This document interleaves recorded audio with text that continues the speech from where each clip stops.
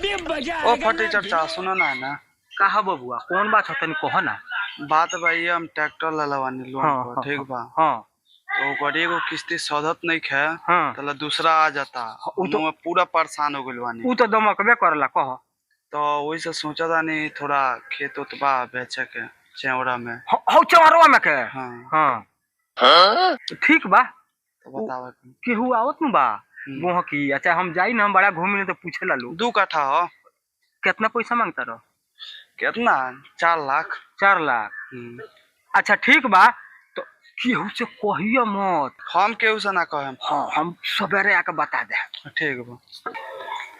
ए मरते बंद करो मोबाइल एगो बात जानल हो ना ट्रैक्टरवा किनले बड़े न अपना गौवा में। हाँ किस्ता वाला तबाह कइले बा। अच्छा ट्रैक्टरवा घींच के जाए वाला बा। तो चमारो में तोहरा पश्चिम बगल खेतवा नहीं खे हाँ हाँ बेचता रहे लेबो। हाँ ले हम 2 कट्ठा बा 4 लाख रुपया मांगता रहे। अच्छा ठीक बा जा बात करो। हाँ बासे चढ़वा दो। हाँ वही में तोहरों के कुछ 4-5 हजार रुपया हम तोहरों के ठीक बा लेकिन कोई कहियो मत के उसे हम जाता नहीं से बतियावे। ठीक बा ना को हम को फटी चर्चा। हाँ बबुआ आज के ना खबर सुनाव।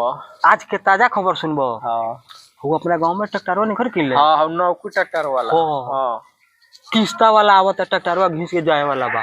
सही के। हाँ हाँ वो तुम्हारा बगल में पूरू खेतवा नहीं खे। हाँ चेवरवा में में हाँ बेचता रहे नु। अच्छा 2 कट्ठा खेतवा 4 लाख रुपया मांगता रहे। सुन ना हम ले ले उहे हम कहे वही नहीं हो तुम्हारा 60 में खूब मिलता। हाँ ले ले। हाँ तारा के खर्चा पानी 5-7 हजार हम अलग से दे दें दीवा दो। सुन हाँ हाँ आके उसे कह हम तो तुहरा से कहे वाला नहीं के उसे मत कहियो।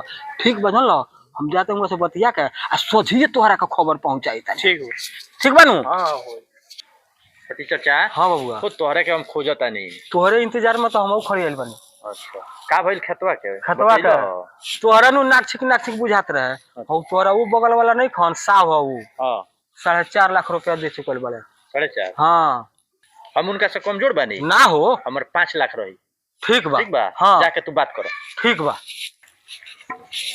ए बबुआ तोहरे का खोजत हम आवता नहीं। हम तो तोहार पेड़ा अपने जो हता नहीं का भइल बा कुछ सोचलो हो। सोचला वा ये पैसा लेके बैठल बानी। तो तोहरा बगल वाला नहीं खान। हाँ उनका खेतवा के वो बगल हाँ 5 लाख रुपया कस देले बड़े। 5 लाख। हाँ हम 6 लाख पर उनका के चले यार 50,000 बायना देता नहीं है। पैसा ले ले बड़ा। हाँ चला चलो।